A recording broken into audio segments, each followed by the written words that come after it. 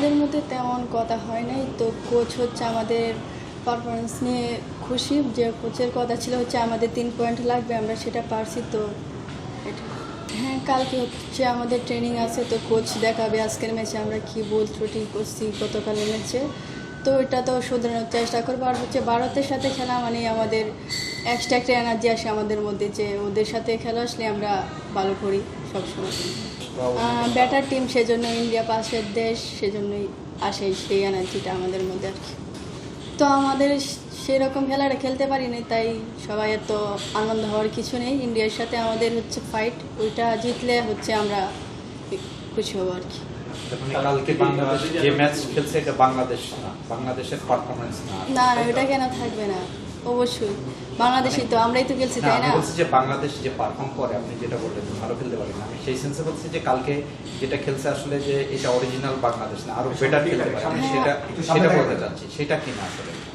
হ্যাঁ, আমরা আরো বেটার করতে পারি, আমরা আরো বেটার দেই দেশকে। তো আপনারা জানেন, তো কালকে হচ্ছে আমাদের পরশুদিন ম্যাচটা হচ্ছে তেমন হয়নি, তো যা আমাদের 3 পয়েন্ট নেওয়ার কথা ছিল এটা নিতে পারছি। তো কোচ আমাদের এটাই বলছে, সমস্যা নেই, ইন্ডিয়ার সাথে ম্যাচে আমরা দেখিয়ে দিব। হ্যাঁ, কোচ তো এটা নিয়ে বসবে, ট্রেনিং করাবে। তো হচ্ছে ইন্ডিয়ার সাথে হচ্ছে আমরা তো হচ্ছে সেরে খেলবো না ওদেরকে, তাই না? তো যে উইংটা আছে ওদের উইং প্লেয়ার ভালো, তো আমাদের রাইট ব্যাক লেফট ব্যাক আছে, ওনারা তো হচ্ছে মার্ক করে রাখবে। তো আচ্ছা, ইন্ডিয়ার দর্শকরা যখন ওদেরকে সাপোর্ট করে, তো ওইটা আমরা ভাবি যে আমাদেরকে সাপোর্ট করতেছে। করবো, এটা ওদের ইচ্ছা, পুরপুরে মোড়ে আছে, আমরা তো সিরিয়াস থাকবো সবসময়, এটাই।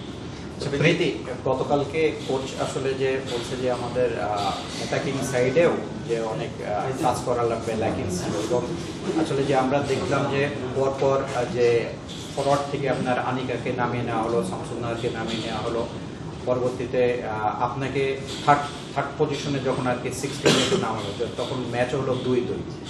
মানে ফরওয়ার্ড লাইন ওইভাবে কাজ করছিলেন এবং আপনি নেমে গোলও করছেন আসলে।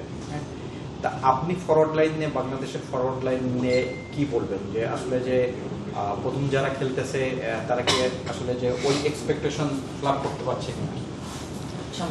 প্রথম যাদের খেলাইতেছে কোচে, তো কোচ তাদের আমাদের যে ব্যাটার হইতে পারছে সেজন্যই খেলাচ্ছে ওনার বুদ্ধিতেই। তো হচ্ছে আমরা হচ্ছে ফরওয়ার্ডে আমাদের আরও ফিনিশিং ভালো করা দরকার, আমাদের হচ্ছে সেটা নিয়ে মাঠে কাজ করে প্রতিনিয়ত ক্রস ফিনিশিং।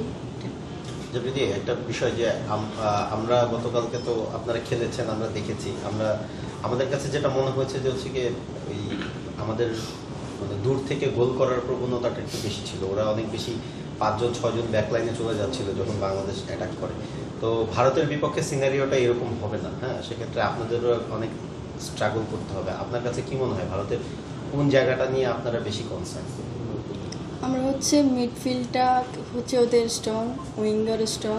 তো আমরা মিডফিল্ড হচ্ছে আমাদের হচ্ছে ওই ম্যাচে হচ্ছে মালদ্বীপের সাথে ম্যাচে মনিকা আফু খেলতে পারে না, একটু সমস্যা ছিল ওনার। তো মনিকা মারিয়াফু দুইটা মিডফিল্ডকে ধরবে, আর কোচ তো আমাদের নির্দেশনা দিবে কি করতে হবে, সেটা পরেটা পরে।